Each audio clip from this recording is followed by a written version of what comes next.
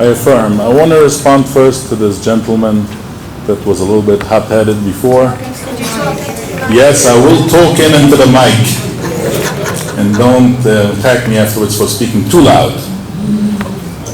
First of all, this gentleman was attacking a little bit the seniors. So I want to respond to that. The way I see it is that the blunt of the higher density is being proposed next to the seniors. It's not being proposed on 14th Street, not in town. It's being proposed next to the seniors. I'm wondering why. This is my opinion, this is the way I look at it. These developers, they see this seniors coming out because generally the Orthodox population of Lakewood don't come out so much because they don't have access to media. The Jewish papers never advertised this master plan. Even the Lakewood scoop that is VAT controlled did not even mention one word about the master plan. So people generally in Lakewood don't know about it. But the seniors have other means of communication and they find out information and they come out. So the developers are looking to get rid of them. How do you get rid of these seniors?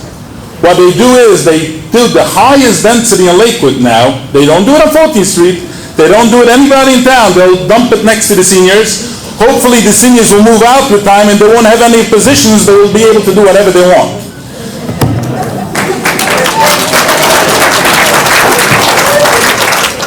Now I want to respond to Mr. Flannery. Brian Flannery mentioned yesterday something. I was looking. This board looks like it's pushing to approve this higher density.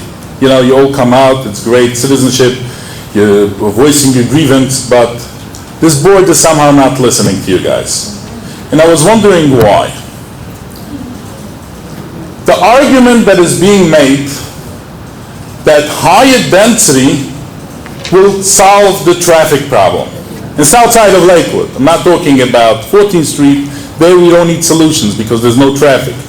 But in south side of Lakewood, where there's a high traffic problem, we have a solution and increasing density will solve the problem. I'm sorry, this argument, you have to have brains of a chicken to even comprehend it. I just don't get it how you can make such an argument and how you understand it, but this argument is made. And I want to explain it a little bit. Because Brian, the only understanding that I could understand, and I think a lot of people understand it that way, the only reasoning behind that, of this high density, is not to solve the traffic problem. It's a word called corruption. And to explain it even a little bit more, it's called pay to play. And I'm not going to go into more details what it is. I will just say is that it involves money. Now, Brian made an argument, because obviously he heard it from other people, corruption. So he made an argument that there's no corruption because nobody got caught. I will just make you an example what happened in communist Russia. Somebody stole and he got caught and they arrested him. In those days in communist Russia, you were not able to live without stealing. So yes, everybody steals. Why am I being charged? They said, because you got caught. So this is a typical example in Lakewood. There's no corruption because nobody got caught. I'm not saying that there is. I'm just saying is, this argument of not getting caught is not a good argument. Now, my final thought. I know my 4 minutes is going up, but I saw Brian Flannery got extra special treatment because he was representing developers. So I asked the board to have some courtesy. I'll go over a minute, but I'll make it short. I want to explain the argument that was made. I'll keep my word. You did not. I commend this chairman. I don't like the attorney. He's not here. I can't complain on him. But this chairman is something special. As much as I don't like the zoning board, this chairman, even though I disagree with a lot of stuff that he does, but as treating the public with respect, I could commend him, and I think a lot of boards should, in this town and other towns, should learn from him how he treats the public. So, again. Just, I want to go into details, just a small thing explaining the argument that was made.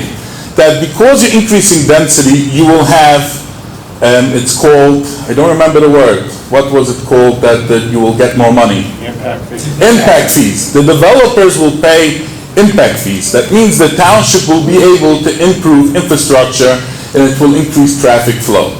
Now, the first argument that I have is that I don't know how you're going to enforce it. That means the township could pass these ordinances that you're just increasing density without doing the impact fees. The impact fees was recommended in the last master plan, was never implemented. So it's more likely that it won't.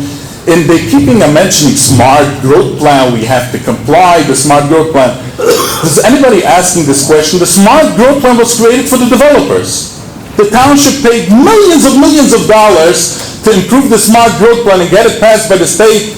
It's all was helping the developers. It had nothing to do with helping the township, the residents of Lakewood, as far as lower density. But as far as the impact fees, even if the township passes the impact fees, where does this blunt of the money go with the impact fees? You know where it goes? In the general coffers.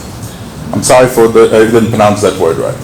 But it goes in the regular pot, and it goes for busing, for special ed. There's no guarantee that this impact fees will be used for infrastructure. And even if this impact fees will be used for infrastructure, I think it should be put in that it should be used for sidewalks. The roads you can't fix. You have Route 9, you have no control of. You have all the county roads, that's where the problem is, and you cannot fix that. So at least give us sidewalks. But even if you can't do that, and I'm just finishing up. I promise you, I'm finishing up. I know, I think we all agree with you, it's very, very important. One more thing is that even if you put it into the impact fees, that it should go for roads. You know what will happen? Which roads will get developed by this impact fees? The special interest, these developers, not the small ones, I'm talking about the ones that are well connected. Why will they get it? Because they will go as, oh, there's a paper street township. Please develop it. The township develops it, next he goes and builds that development over there to eliminate for him putting the infrastructure. So you're taking it to the older developers and giving it to the ones that are well connected. And this is a thing, I'm not saying I'm dreaming, this is a thing that happened in Lakewood. The Lakewood Township got from the state a grant, $1 million to improve infrastructure. It was supposed to go for infrastructure, roads. You know what happened with that money? Cedar Bridge development, owned by the one that is the godfather of this town that controls everything. Cedar Bridge development made a deal with the township. We will improve the infrastructure on Cedar Bridge, and in return give us the land for free. You know what happened? He improved the infrastructure. You know with which money?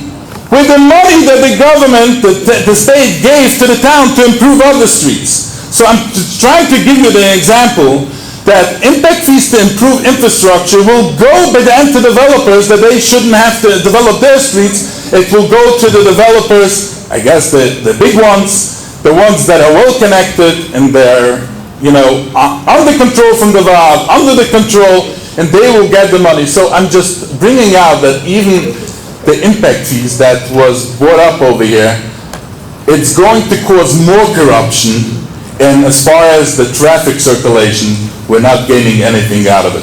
Thank you very much for the chairman for letting me go over the time. Thank you.